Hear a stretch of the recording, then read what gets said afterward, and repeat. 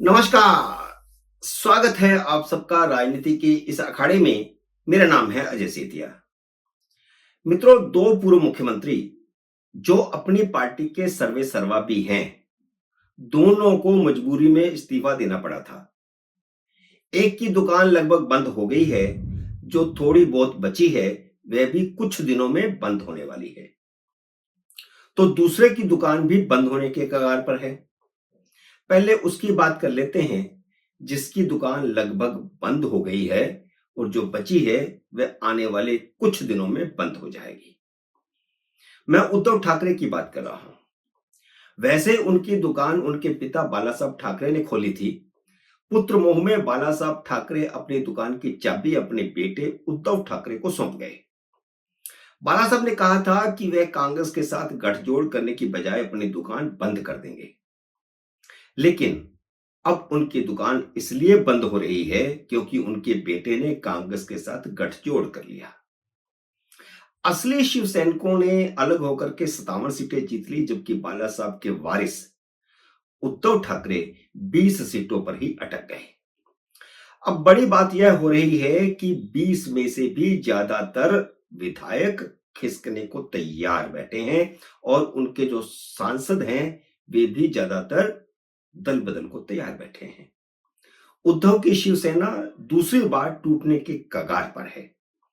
उनकी भाजपा के नेताओं से खुसर खुसर चल रही है।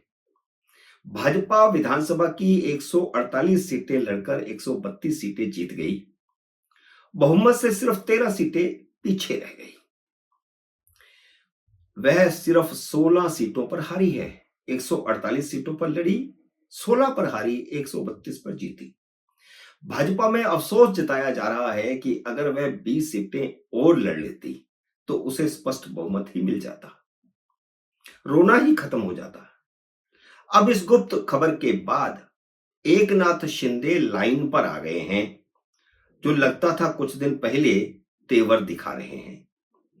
अब वह उप मुख्यमंत्री बनने को तैयार हो गए हैं और गृह मंत्रालय की डिमांड भी छोड़ दी है। उन्होंने कहा है कि वे पहले ही फैसला मोदी और अमित शाह और भाजपा के नेतृत्व पर छोड़ चुके हैं। यह भी कहा कि समर्थन में कोई किंतु परंतु नहीं है। यह जो कहा जा रहा था कि वे रूठ गए हैं, वे मान नहीं रहे हैं, इसलिए बैठक टालनी पड़ी, वो सारी बातें उन्होंने गलत साबित कर दी और उन्होंने कह दिया कि मैंने फैसला पूरी तरह अमित शाह और मोदी पर छोड़ दिया है और भाजपा के नेतृत्व पर छोड़ दिया है। वह जो फैसला करेंगे उन्हें मंजूर होगा और कोई किंतु परंतु भी नहीं है कि ऐसा नहीं तो वैसा, वैसा नहीं, कोई शर्त नहीं। यहीं पर नहीं रुके, बल्कि यह भी कह दिया कि भाजपा 2 दिसंबर को अपना मुख्यमंत्री चुन लेगी। अब इसका ऐलान भी उन्होंने खुद कर दिया। तो इसका मतलब यह नहीं है कि शिंदे की दुकान बंद हो रही है। दुकान उद्धव ठाकरे की बंद हो रही है, क्योंकि उन्होंने किसी अन्य को विधायक दल का नेता बनाने की बजाय अपने बेटे को ही नेता बना दिया। हालांकि वे विपक्ष का नेता बनने के भी लायक नहीं है, मतलब उनको उतना समर्थन नहीं मिला है जितना विपक्ष का नेता बनने के लिए चाहिए था। 288 के सदन में विपक्ष का नेता बनने के लिए 28 विधायक चाहिए और विपक्ष के तीनों दलों को मिलाकर के किसी को भी 28 नहीं मिले हैं। सबसे ज्यादा शिवसेना को मिले 20 विधायक और उसके बाद कांग्रेस को मिले 16 विधायक और एनसीपी शरद पवार को मिले 10 विधायक। उद्धव की जो पार्टी है वे 20 पर आकर के अटक गई। अब दल बदल से संख्या इतनी गिर जाएगी कि बाप बेटे की दुकान बंद हो जाएगी, क्योंकि सिर्फ विधायक नहीं सांसद भी टूट रहे हैं। इसलिए एक बार फिर वर्टिकल डिवीजन हो रहा है। और अब दूसरे मुख्यमंत्री की बात कर रहे हैं तो बात करते हैं अरविंद केजरीवाल की, जिनकी दुकान पर आने वाले 4 महीनों में ताला लगेगा। इसके लक्षण दिखाई देने शुरू हो चुके हैं। आपको याद होगा कि जब आम आदमी पार्टी की सांसद स्वाति मालीवाल ने केजरीवाल के गुंडे विभव कुमार के खिलाफ आवाज उठाई थी, तो आम आदमी पार्टी ने उन्हें भाजपा का एजेंट कहा था। अब जिस बंदे ने केजरीवाल पर स्याही फेंकी है या पानी फेंका है, उसे भी अरविंद केजरीवाल और उनकी पार्टी के सारे नेता उसे भाजपा का एजेंट कह रहे हैं। जबकि जिस अशोक झा ने केजरीवाल पर के मुंह पर पानी फेंका है, वह आम आदमी पार्टी का कार्यकर्ता था। जैसे केजरीवाल ने अपनी पार्टी के कार्यकर्ताओं को सरकारी नौकरियों में खपाया है, उसी तरह इसे भी खपाया था। उसे खानपुर डिपो में मार्शल नियुक्त किया गया था। 6 महीने पहले मार्शल हटा दिए गए थे, इसलिए उसे पिछले 6 महीनों से तनख्वाह नहीं मिली, जबकि उन्हें होमगार्ड में खपाया जाना था, जैसा कि एलजी ने निर्देश दिए थे। लेकिन आतिशी सरकार ने ऐसा अभी तक नहीं किया है। अशोक झा ने कहा है कि केजरीवाल ने दिल्ली के युवाओं के साथ धोखा किया है। आम आदमी पार्टी के लोग कितने झूठे हैं, यह उनके आरोप से पता चल गया।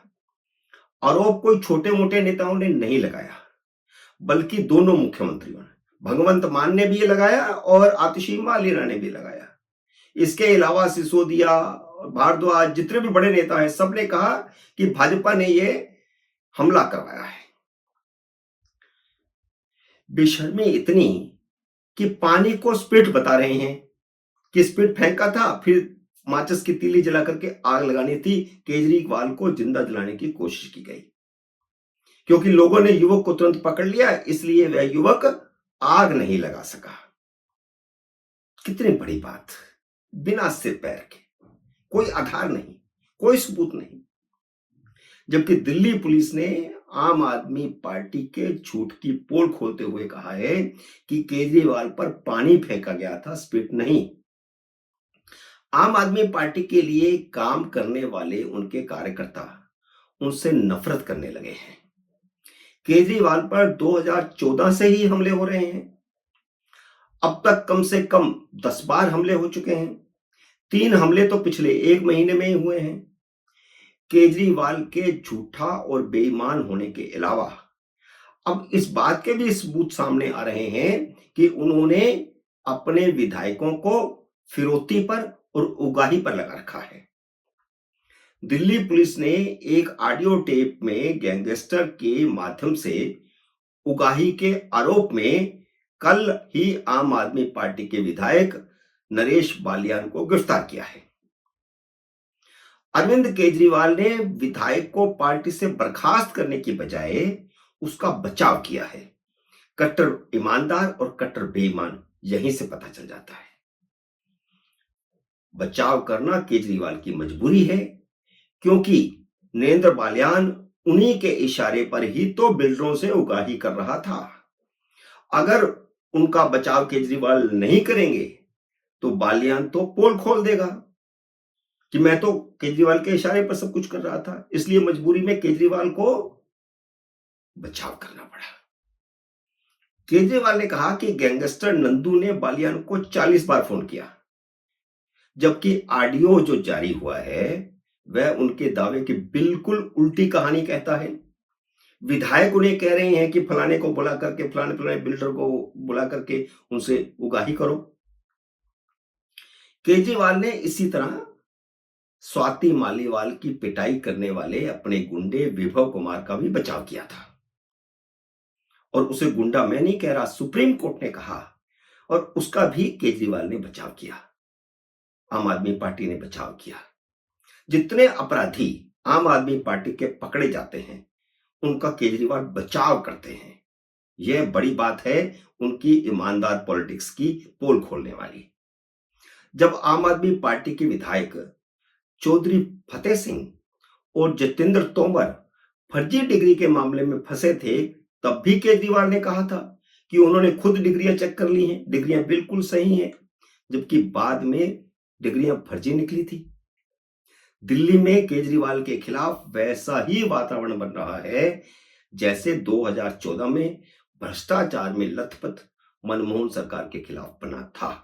और इस बार भी मुद्दा भ्रष्टाचार है, उसी मुद्दे पर ही चुनाव होना है और केजरीवाल की पार्टी का राम नाम सत्य होना है।